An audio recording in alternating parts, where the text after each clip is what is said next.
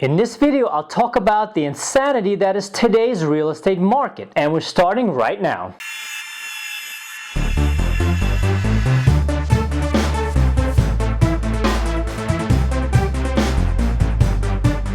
Hey guys, welcome to the Keystone Financial Academy. My name is Elliot, and in this video I want to talk about the current state of buying and selling homes here in the US. It's mid-2021 right now, and as I'm sure you've noticed, home prices are continuing to rise nationwide with no real sign of slowing down quite yet. This is of course great if you're a seller, not so good if you're a buyer. I want to take a look at some of the underlying causes and check out what's really going on in the market, and of course discuss where I think things will go from here. Alright, let's get into it, and as always, if you enjoyed this video and find it useful, please consider subscribing to the channel and smash that like button. Prices for both new and existing homes are driven by really only two words: supply and demand. It's a simple formula. If you have more demand than there is supply, prices will rise, and of course vice versa. Supply and demand have converged to make a perfect storm in 2020 and 2021, where homes are sometimes on the market for only a few hours before being snapped up, sometimes sight unseen, often by cash buyers, and often much more than the listing price. Now, of course, this isn't the same throughout the whole country evenly. Certain markets are more in demand and seeing a much greater price spike, but overall this is a nationwide trend. So let's take a look at the factors behind this. First, we have the demand side of things. What exactly has driven up demand for homes? Well, there are three major causes we can point to. Number one on the list are historically low interest rates. Rates for the 30-year fixed mortgage peaked at around 5% in November of 2018 and have been on the decline ever since, bottoming out at 2.65% in January of 2021. Average rate did tick up slightly in the last 6 months, but still remains historically low at about 2.9% as of the filming of this video. These low rates are due mostly to the actions of the Fed, which of course lowers the prime rate to stimulate borrowing and spending in order to jumpstart the economy that was severely affected by the COVID-19 pandemic. So what happens when rates fall so low? It of course becomes far cheaper to finance a home purchase or to refinance, and potential buyers come off the sidelines to finally purchase that home that they always wanted to get. Sellers also see an opportunity to sell their existing home and move into a larger home or into a smaller one, or just one in a different location. The end result is that many more buyers enter the market, thus spiking demand. Reason number two is the availability of cash. What do I mean by that exactly? Well, remember that the last decade or so has been pretty good to quite a few people. Ever since we collectively bottomed out in the 2008-2009 crash, income and wealth has been rising across the board. Not everyone, of course, benefited equally, with a disproportionate amount of wealth going to the college educated and the technically and financially savvy people, but it was these people that made up the biggest chunk of home buyers anyway. Then came the COVID-19 pandemic, and the chunk of cash that some people were sitting on got a lot bigger. These were people that did not lose their income and jobs, and between the government stimulus payments, the high savings rate due to not having anything to spend money on, and the surprising gains in the stock market over the last year and a half, all contributed to a sizable portion of the population, both regular buyers and investors, having a large amount of capital built up. What this meant is that they were ready and willing to enter the real estate market and start buying, often in cash, and thus edging out non-cash buyers and contributing to the massive spike in demand and the rise in the prices. Reason number three are social changes brought on by the pandemic. For one, everybody seemed to want to move out of the city and buy a property in the perceived safety of the suburbs or the countryside. Now, this wasn't really any safer, but perceptions were enough to add to the demand. Also, as people were forced to work from home more, they realized, hey, this is something I really want to do and I don't want to go back to the office. They then looked at the home and said, I think I need a bigger one, and this also caused a spike in buying and demand. Investors, of course, being investors, jumped on these trends early, and purchasing, renovating, and flipping houses also took off during the pandemic, and that also added to the demand. These three reasons were, of course, the major drivers in the spike. However, demand by itself doesn't necessarily cause a price spike. After all, if supply can meet the demand, there is no price surge. Clearly here, demand was not keeping up with supply, and it's time now to take a look at the supply side of things. The problems with supply are quite varied, and there are many small reasons that add up together to create a massive bottleneck in the availability of homes. When looking at supply, you have to look at two separate situations. The first is with newly constructed homes, and the other is with existing homes. As far as new home construction, the bottleneck was quite simply that there wasn't enough of them being built, especially in certain regions of the country, such as right here in California. The reasons are many, but they include the fact that it's simply not as profitable to build new homes. For one thing, there's currently a shortage of lumber, which spiked construction costs quite a bit. This is not because there are less trees out there, but simply because sawmill factories scaled back their operations when COVID-19 struck, but then were caught a bit flat-footed when demand went in the opposite direction and spiked as people at home began construction and renovation projects. To compound the problems, there was also some disturbances due to COVID-19 in the supply chain, such as with trucking and rail, so problems with getting lumber to the market just compounded the shortages. There are also issues with getting permits to build a new home. A lot of cities and municipalities limited new construction and enacted so much red tape that builders end up just exiting the market. The problems here are all over the place, especially when it comes to affordable starter homes. Some communities put minimums on allowed square footages to ensure that only larger homes are built and more affluent clientele purchase them to increase the property taxes. Other communities don't want new residential homes at all and prefer to invest in commercial structures. Combined together, this led to a severe shortage of new homes being built. How bad is it? Well, U.S. builders have been adding an average of 1.2 million homes every year for the last 20 years or so, but we are still about 5.5 million units short nationwide to meet the demand.